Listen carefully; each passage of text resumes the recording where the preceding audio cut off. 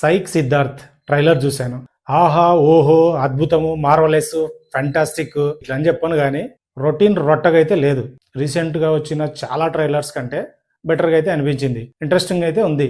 So ఇది బేసికల్గా story based cinema కాదు, క్యారెక్టర్ బేస్డ్ సినిమా. సో ఇలాంటి మూవీస్లో ఏంటంటే క్యారెక్టర్లో డిఫరెంట్ షేడ్స్ ఉంటే బాగుంటుంది. లవ్ ఉంది, లస్ట్ ఉంది, యాంగర్ ఉంది, ఫ్రస్ట్రేషన్ ఉంది, ఎమోషన్ ఉంది, నోటిదూలు ఉంది, సో గ్రే షేడ్స్.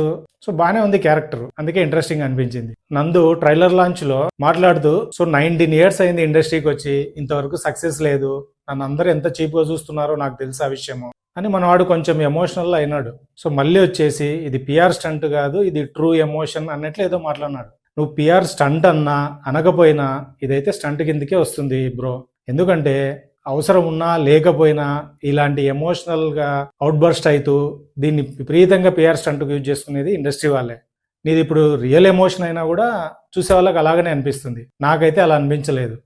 ఎందుకంటే నీ ఎమోషన్ వెనక 19 years సక్సెస్ లేకపోతే ఎలా ఉంటుందో నాకు తెలుసు. ఈ 19 years ఎలాంటి బ్యాక్ సకింగ్ జరిగింటుందో కూడా నాకు తెలుసు. సో ఇన్ని సంవత్సరాల తర్వాత ఒక పాజిటివ్ వైబ్, ఏదో సక్సెస్ రాబోతుంది అనే ఫీలింగ్ లో అవుట్ బర్స్ట్ కావడం అనేది common. So glimpse, teaser, trailer చూసిన తర్వాత మనవాడు మస్తు పర్ఫామ్ చేసినాడు అనే ఫీలింగ్ నాకు వచ్చింది. సో దాని వెనక ఇంత రీజన్ ఉందా? సో ఈ 19 years ఏదైతే పెయిన్, ఫ్రస్ట్రేషన్ ఇదంతా ఉంది చూడు, ఇది స్క్రీన్ మీద నువ్వు తీసుకొచ్చినావు. స్క్రిప్ట్ రాసేటప్పుడే ఇంటెన్షనల్ గా రాసినారా లేకపోతే యాక్సిడెంటల్ గా రాసినారో తెలియదు కానీ, సో ఇలాంటి క్యారెక్టర్ అక్కడ ఉండేసరికి నువ్వు పర్ఫామ్ చేసినట్టు లేదు, రియల్గా మాట్లాడుతున్నాడు అనే ఫీలింగే కలిగింది. అది చాలా మంచిది కూడా. ఇంకా ట్రైలర్ విషయానికి వస్తే, సో సిద్ధార్థ్ అలియాస్ నందు, త్రిష, అదే ఆ కర్లీ పిల్ల ఉంది కదా, ఆ కర్లీ పిల్ల, ఇద్దరు రిలేషన్షిప్లో ఉన్నట్టున్నారు. సో తర్వాత బిజినెస్ ఏదో స్టార్ట్ చేసినారు, ప్రాఫిట్స్ ఆహా ఓహో 1 year తర్వాత మనం ఎక్కడో ఉంటాము. సో ఇటు పక్క గూగుల్, ఇటు పక్క టెస్లా, మధ్యలో సిద్ధార్థ రెడ్డి అని పాపం వాడి విజువల్ వాడేదో ఊహించుకుంటున్నట్టున్నాడు. ఇలాంటి టైంలో మన్సూర్ అనే గుండుగాడు వీళ్ళ లైఫ్లోకి ఎంటర్ అయినట్టున్నాడు. అది అమ్మాయి ద్వారా ఎంటర్ అయినాడా, వీని ద్వారా ఎంటర్ అయినాడా, లేకపోతే ముగ్గురు కామన్ ఫ్రెండ్సా, లేకపోతే బిజినెస్ పార్ట్నర్గా ఎంటర్ అయినాడా, ఇదైతే మనకు తెలియదు. బట్ వీడు ఎంటర్ అయిన తర్వాత సిద్ధార్థ నుంచి బిజినెస్ లాక్కున్నట్టున్నాడు, వాడి గర్ల్ ఫ్రెండ్ను కూడా లాక్కున్నట్టున్నాడు. లిటరల్గా వీడిని తీసి చెత్త కుప్ప దగ్గర మురికి కాలువలో పడేసినాడు. సో బిజినెస్ పోయింది, లవరు పోయింది. సో ఈ ఫ్రస్ట్రేషన్లో మనవాడు పిచ్చి పిచ్చిగా బిహేవ్ చేస్తూ మినీ అర్జున్ రెడ్డి అయ్యేటట్టు ఉన్నాడు. సో అర్జున్ రెడ్డి కంటే కోపం ఉంటుంది, బట్ మన వాడికి దాంతోపాటు ఫ్రస్ట్రేషన్ కూడా ఉన్నట్లుంది, దాంతోపాటు నోటుదూల కూడా ఉంది.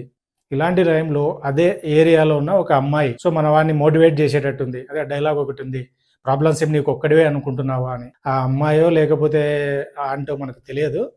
బట్ ఈ అమ్మాయి చెప్పిన మాటల వల్ల మనవాడు మోటివేట్ అయ్యి ట్రాన్స్ఫార్మ్ అయినాడా లేకపోతే ఇంకా వర్స్ట్గా తయారైనాడా అన్నదే స్టోరీ ఉన్నట్లుంది. స్టోరీ అయితే సింపుల్గానే ఉంది, క్యారెక్టరే కొంచెం ఇంట్రెస్టింగ్ ఉంది. వీళ్ళు వదిలిన గ్లిమ్స్ కావచ్చు, టీజర్ కావచ్చు, సాంగ్ కావచ్చు, ఇప్పుడు ట్రైలర్ కావచ్చు, ఇవన్నీ చూసిన తర్వాత క్యారెక్టర్లు అయితే ఆ ఈవెంట్స్, ఆ ఈ మూమెంట్స్ అయితే కనిపిస్తున్నాయి కొన్ని. అంతెందుకు ట్రైలర్లోనే నాకు చాలా మూమెంట్స్ నవ్వు తెప్పించినాయి కొన్ని.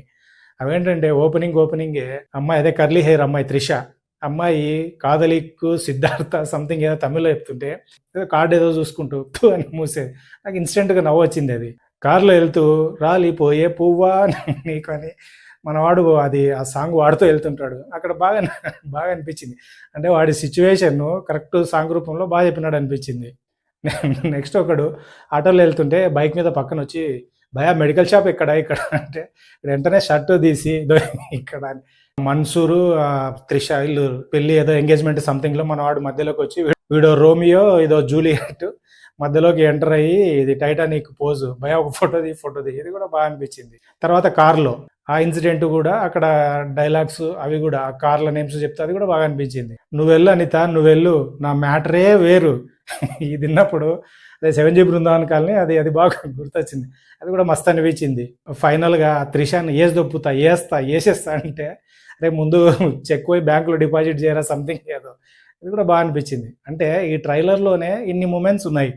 సో ఇవన్నీ కూడా బాగా పే చేసినాయి. ట్రైలర్లోనే ఎన్ని ఉన్నాయంటే థియేటర్లో ఇంకా కొంచెం బెటర్గానే ఉంటాయి.